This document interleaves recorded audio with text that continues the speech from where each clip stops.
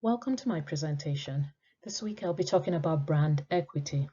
My name is Arita Samudo, a doctorate of public administration student at the California Baptist University. This is in fulfillment of a course requirement for DPA 725 Strategic Planning and Management. In this slide, we will be talking about brand equity definition and its components. So the components of brand equity includes awareness, association, experience, perceived quality, loyalty, and preference. How do we define brand equity? Brand equity can simply be defined as how customers reflect and feel as well as act towards a particular brand.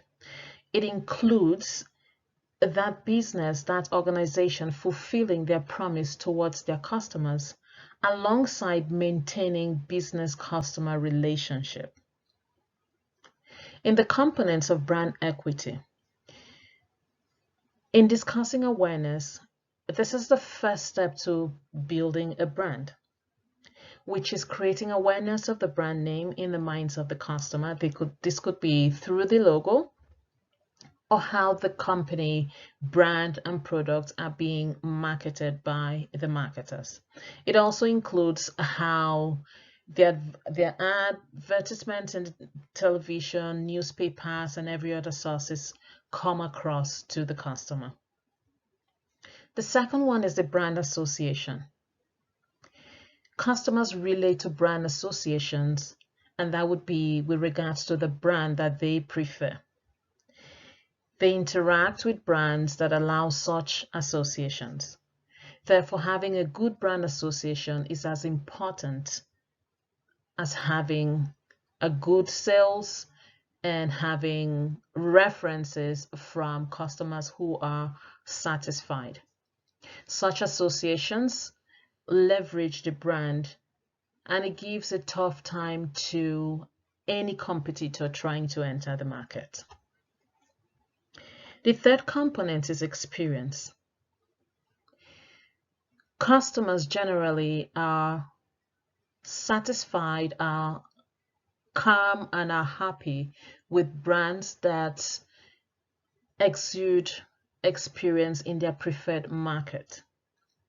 It could be in the large food chain, fast food chain, restaurants, or simply a supermarket.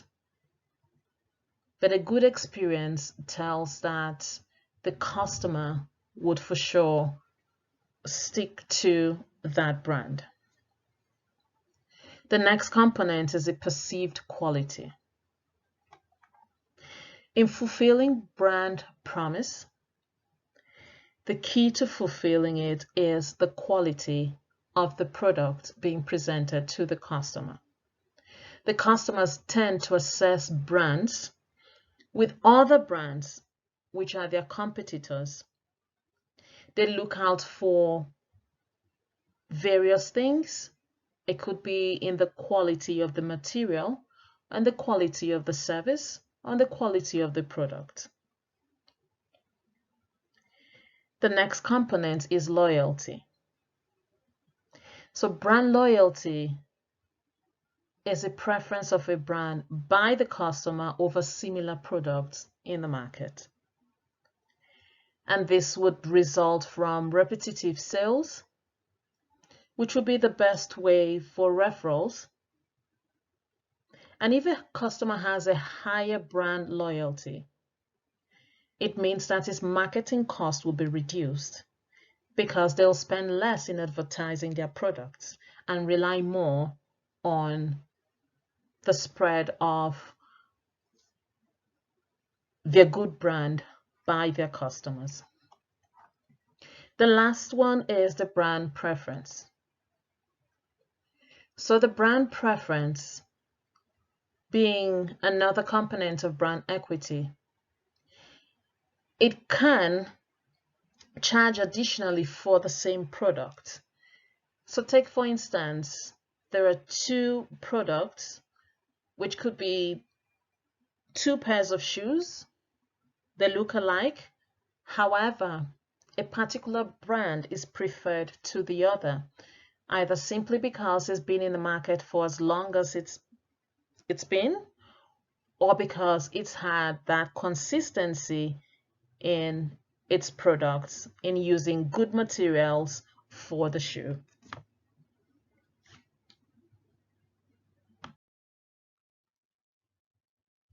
Now, is there such thing as brand equity in non-governmental organizations? What are the components? What's to be looked out for? Does brand equity function the same way it functions in a sales business, for example? So in discussing brand equity in non-governmental organizations, we look at 4 outstanding points.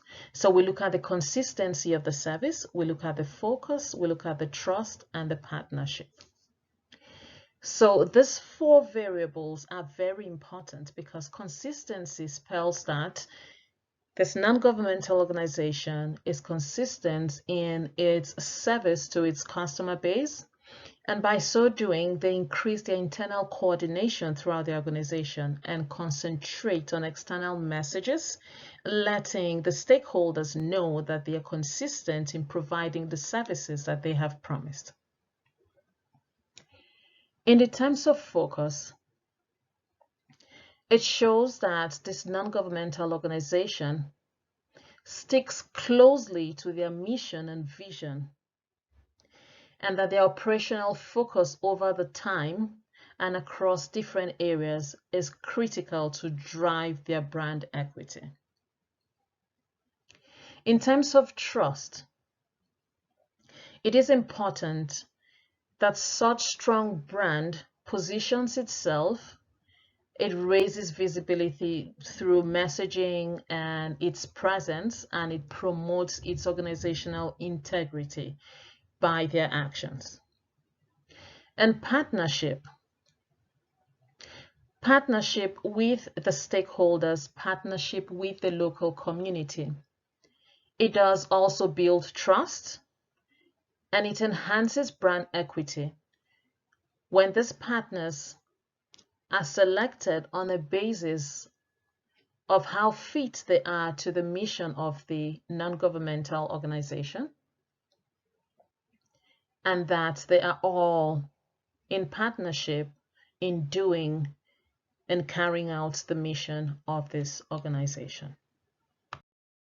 Just like brand equity in non-governmental organizations, brand equity does exist in governmental organizations as well. Governmental organizations do have logos and flags representing their mission, their vision, and their commitment towards their stakeholders. Take, for instance, the Edmonton Police does have as their logo committed to community needs. And for the Workers' Compensation Board, it states safer by design, how Alberta can improve workplace safety. And in the province of Alberta, the city of Edmonton does have its flag, which is blue, white, and blue in color. And it has its inscription, which is also indicating what that province, or rather what that city is known for. So it does have industry, integrity, and progress on its logo. So what this means for brand equity in governmental organizations is that brand equity affects reputation of the governmental organizations, in that what they have promised the stakeholders is what they will be held accountable for. Would the Edmonton Police be actually committed to community needs? Will Edmonton be a city where one can thrive in business, in a job, in academics, and in any area? Would the Workers' Compensation Board actually regulate workplaces to be seen and considered as safe? So the 3 components in brand equity in governmental organizations are the reputation, which Stakeholders would definitely hold these governmental organizations accountable if they do not stick to what they have promised. Association. So with regards to associations, stakeholders naturally associate with governmental organizations that keep to their word. There will be negative communications with their governmental organizations that deviate from the promises to the people. And one of these negative communications will be through activism, and it would be through non-collaboration by the citizens. Also, there is the case of favorability in governmental organizations. So this would mean that the public would perceive any governmental organization as having favorable attributes when they see that the governmental organization is committed to its promises to the people. As earlier discussed, brand equity can be found in both non-governmental and governmental organizations, as well as other businesses. There are components of brand equity, which includes brand awareness, brand association, brand experience, and perceived quality, brand loyalty, and preference. There is also the negative brand equity and the positive brand equity, and this all has to do with the perception of the stakeholders, the perception of the customer base. As such, it has been established that both non-governmental and governmental organizations do experience brand equity, which could be negative or positive. But this also depends on how their brands are being perceived by their stakeholders, how the brands are being perceived by their customers. And in projecting a positive brand to the customers and actually keeping to their commitment to the customers and the stakeholders, they would come across as very positive to the stakeholders. Thank you so much for listening, and I hope that I will return with some slides again to help discuss some topics in this subject of strategic planning and management. Thanks for your time, and God bless.